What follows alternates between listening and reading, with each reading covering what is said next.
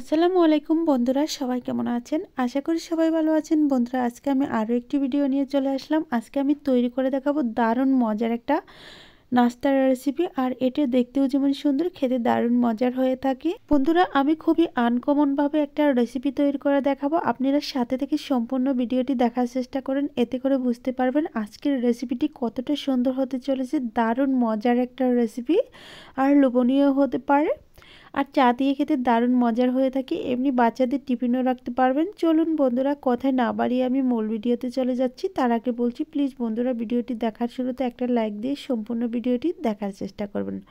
ভালো লাগলে channel subscribe করে রাখবেন। এখন আমি মূল ভিডিওতে চলে আসলাম।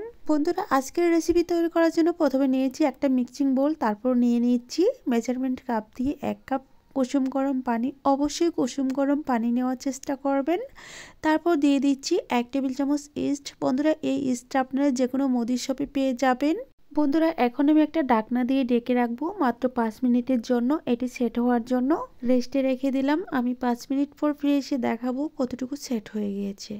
বন্ধুরা, আমি 5 মিনিট পর ফিরে এসেছি। দেখেন, এখন কিন্তু অনেক বেশি সেট হয়ে গিয়েছে, একেবারে দুধের মতো হয়ে গিয়েছে। আর এখানে আমি এখন অ্যাড করে দিব ময়দা। বন্ধুরা, আপনারা চাইলে আটা দিতে পারেন। তার আগে আমি একটু নেড়ে চেড়ে নিচ্ছি। দেখেন কতটা সেট হয়ে গিয়েছে, একেবারে মিশে গিয়েছে পানির সাথে। অবশ্যই পানিটা হালকা কুসুম গরম রাখার চেষ্টা করবেন, এতে করে এই ময়দার ডোটা অনেকটা বেশি ফুলে যাবে। বন্ধুরা, এখন আমি এখানে অ্যাড করে দিব ময়দা। বন্ধুরা, আমি এখানে 2 কাপের মতো ময়দা অ্যাড করে দিব, যেহেতু আমি 1 কাপ পানি দিয়েছি। ময়দাটা দেওয়া হয়ে গেলে আমি ভালোভাবে মিশিয়ে নিব। দেখেন, আমি 2 কাপ ময়দা নিয়েছি। আর যদি আপনাদের একটু বেশি বা কম বেশি হতে পারে, সেক্ষেত্রে আপনারা একটু কমিয়ে বাড়িয়ে দিতে পারেন। সেটা আপনারা ময়দাটা গুলে নেওয়ার পর বুঝতে পারবেন। আমি হাত দিয়ে ভালোভাবে মাখিয়ে নিয়েছি। দেখেন, আমার লাগেনি, তবে আপনাদের ক্ষেত্রে একটু কম বেশি হতে পারে, সেটা আপনারা বুঝে নেওয়ার চেষ্টা করবেন। দেখেন বন্ধুরা, আমার কিন্তু ময়দা গোলাটা হয়ে গিয়েছে। এখন আমি এটাকে রেস্টে রেখে দিব। তার জন্য আমি একটু ক্লিন করে সুন্দরভাবে সেট করে নিচ্ছি। দেখেন, এভাবে করে গোল করে নিচ্ছি। গোল করে নেওয়া হয়ে গেলে এটা আমি 15 মিনিটের জন্য রেস্টে রেখে দিব। আর 15 মিনিট আমি চুলার কাছে রেখে দিব গরম জায়গায়। তারপর আমি চুলায় চলে যাব আরেকটি উপকরণ রেডি করার জন্য। বন্ধুরা, আমি একটা কড়াই বসিয়ে রেখেছি, আর এখানে ঘন 1 কাপ দুধ দিয়ে দিচ্ছি। আমি দুধটাকে আগে থেকে ঘন করে নিয়েছি, আর সেই দুধটা আমি দিয়ে দিচ্ছি। দেওয়া হয়ে গেলে এখানে আমি অ্যাড করে দিব বাদাম কুচি। এখানে হচ্ছে কাঠবাদাম, পেস্তা বাদাম, চীনা বাদাম, 3টা বাদাম মিলিয়ে আমি কুচি করে নিয়েছি। এটা আমি এখানে দিয়ে দিচ্ছি। তারপর দিয়ে দিচ্ছি স্বাদ মতো চিনি। এটা হচ্ছে বন্ধুরা, আমি যে নাস্তাটা তৈরি করব তার ভিতরে তারপর দিয়ে দিচ্ছি 10 টাকা দামের একটা গুঁড়া দুধের প্যাকেট। বন্ধুরা, এই দুধটা দেওয়ার কারণে আরও বেশি পুরটা মজার হবে। আর পুরটা এত বেশি মজার হবে, আজকের পুরটা বানিয়ে আপনারা চাইলে পুলি বানাতে পারেন, যে কোনো কিছু বানিয়ে নিতে পারেন, পুরযুক্ত পিঠা বানাতে পারেন। এটা আমি কেটে দিয়ে দিচ্ছি। দেওয়া হয়ে গেলে এখানে আমি অ্যাড করে দিব একটা চকলেট। বন্ধুরা, আমি কোন ব্র্যান্ডের চকলেটটা নিয়েছি দেখেন, আমি নিয়েছি ডেইরি মিল্ক। আপনারা চাইলে অন্য যে কোনো চকলেট নিতে পারেন। আমি এটা দিয়ে দিব, আর এটার কারণেই দারুণ মজার হয়ে থাকবে। দেখেন, আমি ভালো করে দেখিয়ে দিচ্ছি এই চকলেটগুলো, বা আপনারা চাইলে যে কোনো চকলেট দিয়ে দিতে পারেন। আমি সবগুলো চকলেট বের করে তারপর দিয়ে দিচ্ছি। বন্ধুরা, এখন আমি চুলাটা জ্বালিয়ে দিয়েছি, আর চুলার আঁচটা রেখেছি মিডিয়াম আছে। তারপর নেড়ে চেড়ে ভালোভাবে মিশিয়ে নিচ্ছি। মিশিয়ে নেওয়া হয়ে গেলে এভাবে করে কিছুক্ষণ নেড়ে চেড়ে আমি পুরটাকে ঘন করে নিব। দেখবেন আমি কতটুকু ঘন করে নিব সেটা আপনারা দেখে বুঝে নেওয়ার চেষ্টা করবেন। দেখেন, এখন কিন্তু অনেকটা ফুটে উঠেছে। আর এভাবে করে নেড়ে চেড়ে এভাবে করে ঘন করে নিতে হবে।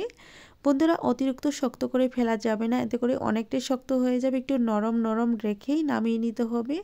আমার কিন্তু পুরোটা রেডি হয়ে গেছে, এটা আমি নামিয়ে নিচ্ছি। তারপর চলে যাচ্ছি গুলে রাখা ময়দার কাছে।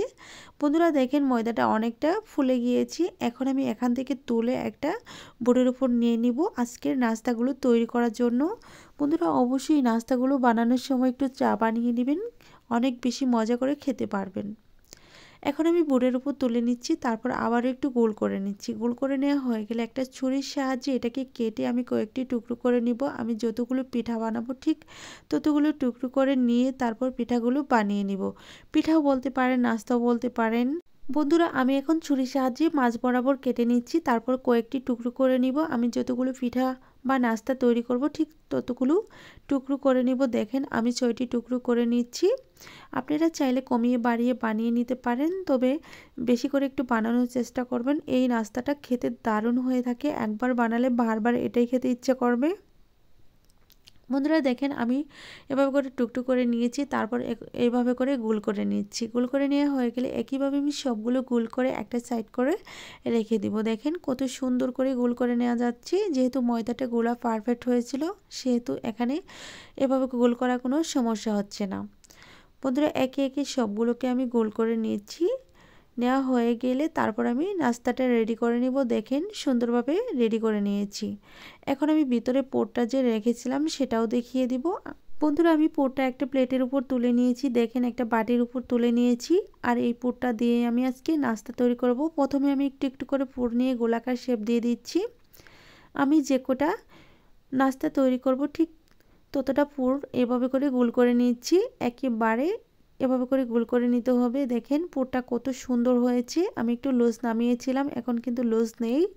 এখন আমি দেখেন সবগুলো দেখিয়ে দিচ্ছি। তারপর একটা ময়দার গোলা নিব, নিয়ে তারপর আমি এখানে পোরটা দিয়ে দিব। প্রথমে একটু রুটির মতো টেনে টেনে নিচ্ছি, রুটির মতো করে নিচ্ছি। নেওয়া হয়ে গেলে ওইখান থেকে একটা পোরের বল এখানে দিয়ে দিব।